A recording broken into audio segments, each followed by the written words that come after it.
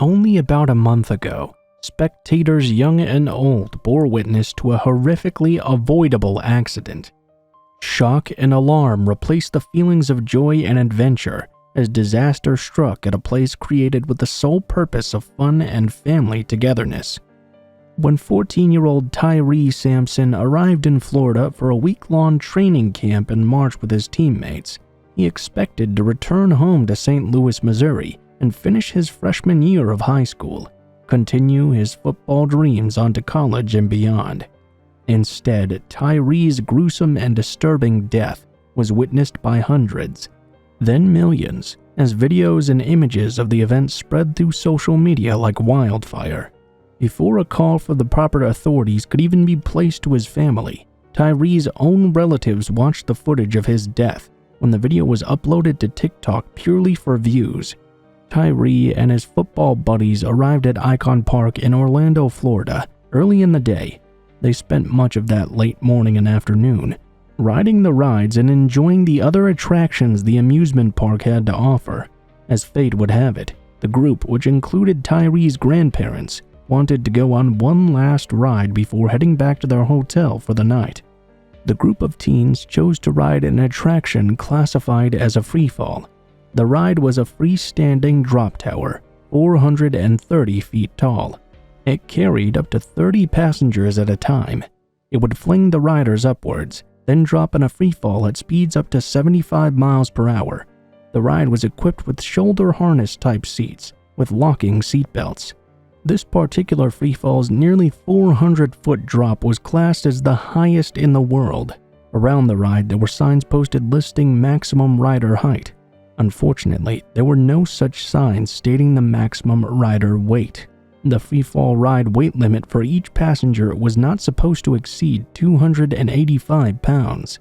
Tyree was a straight-A student with an exemplary high school freshman record who played as an offensive lineman and left tackle for a St. Louis-based football club called the Bad Boys. He was already the size of an NFL offensive lineman, standing at 6.5 feet and weighing over 340 pounds. His family said he aspired to play pro football. In fact, he even had an NFL mentor. Tyree was a gifted athlete with potential to earn a scholarship to a Division I football program. All of these dreams, this bright future, was snuffed out in a matter of minutes after Tyree and his friends clambered aboard the country's highest freefall ride. Buckling and strapping themselves into the ride harness seats, Tyree likely noticed there was a problem right away. Unfortunately, the ride attendants did not. As the ride began to lift off, there were bystanders on the ground watching, taking videos and pictures of the new ride. In one video that was uploaded to social media immediately following the incident, a voice can be heard, presumably Tyree's, asking, "Why doesn't this have the clicky-click sound to it, like the seatbelt?" Then the ride took off. A voice from the ground caught on another video could be heard shouting, "Hey, did you check your seatbelt on the left side? Seatbelt! Seatbelt!" Tyree was then seen plummeting almost 400 feet to the ground, impacting the solid concrete below the ride. His grandparents had joined him for that day at the park, only to witness this senseless death. They were understandably inconsolable. Photos and videos posted online following the tragedy show he was not fully buckled into the ride, with the safety harness sitting far above those of the other riders. Police were called immediately. First responders arrived within minutes of the first 911 calls. Tyree was rushed to Orlando Health Arnold Palmer Hospital for Children, where he was pronounced dead. The freefall ride had been inspected for the first time on December 20th, 2021. No deficiencies were found at that time, and the ride passed the inspection. Because the ride was new, and the agency that performs assessments on the park's attractions only conducts them twice a year, there had been no opportunity for an additional inspection prior to March 2022. Later, during a press conference, John Stein, the director of sales and marketing for the Slingshot Group of companies, the owners and operators of several rides at Icon Park, had this to say: "Words can't describe how we feel. Our hearts go out to the family of this young man. That's all we can really say about the incident at this time." Tyree's death is being investigated by the Florida Department of Agriculture and Consumer Services, along with the Orange County Sheriff's Office. Icon Park will also be conducting their own investigation into the cause of the teen's demise. When it comes to the standardization of safety at theme parks, the industry relies on ASTM International, an organization that develops and publishes safety standards and general guidelines for safety for a number of industries, including amusement parks. The ASTM committee that handles recreational theme parks meets just twice a year, according to their website. Apparently, there is room for oversight because federal and state safety guidelines vary, despite having regulations meant to avoid deficiencies in safety protocol. The amusement park industry operates with the understanding that one injury is one too many.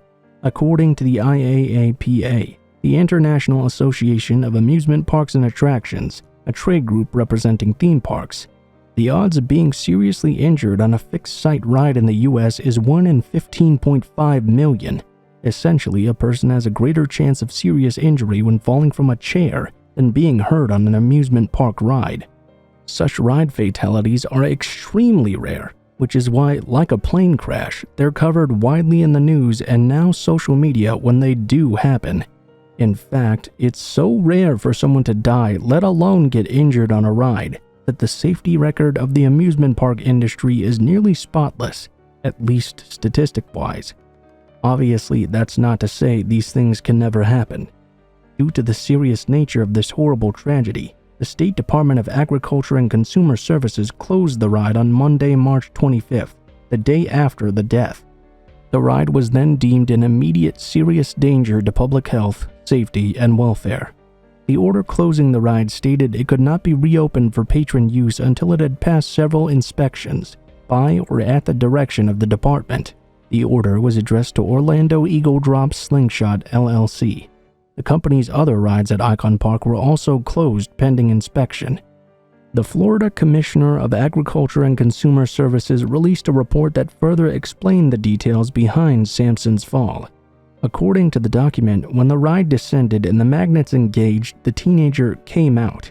The report, which listed the names of 3 employees as witnesses, also explained that Sampson's harness was still in a down and locked position when the ride came to a stop. As investigation continues, it remains unclear whether the seat could fit the football player or whether the events that transpired were due to operator negligence. This catastrophe was not the sole occasion a person had fallen to their death from a ride at Icon Park. On September 14, 2020, 21-year-old Jacob Kaminsky fell more than 200 feet from the Starflyer attraction while climbing to conduct a safety check. Coincidentally or not, the Starflyer is also owned by the Slingshot Group.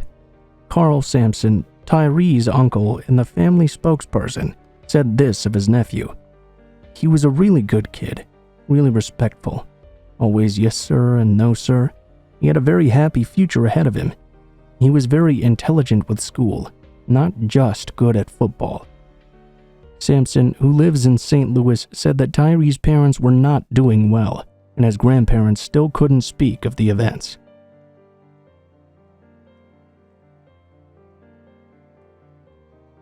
Thank you very much for watching. If you appreciated the content in this video, please be sure to like, share, comment, and subscribe if you feel so inclined. Also, please be free to leave in the comments below your ideas for feedback on what I could do to improve, or any thoughts you may have on this story in general. I usually only do one big documentary a month, but I've been thinking of doing one mini episode in addition to this, maybe 10 to 15 minutes long. I try to cover the mini episodes with the same respect and educational nature that I have for the bigger ones, so please do let me know your thoughts on how I can improve them for the future. I would like to give a special thanks to my video editor and to my scriptwriter. You can find them in the description below. Please check them out.